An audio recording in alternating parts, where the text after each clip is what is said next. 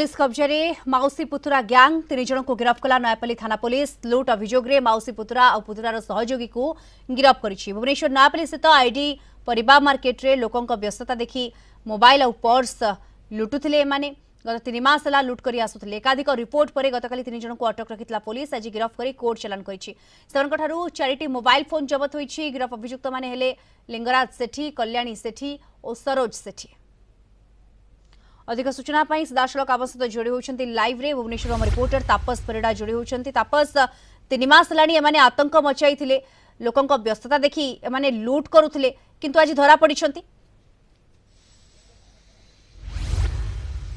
निहात भाव में दीप्ति जो भाव में नयापल्ली पुलिस हाथ में धरा पड़ी मौसी पुतुरा गैंग अर्थात मौसी गैंग रो लीड नौतले पुतुरा से सहयोग करुले।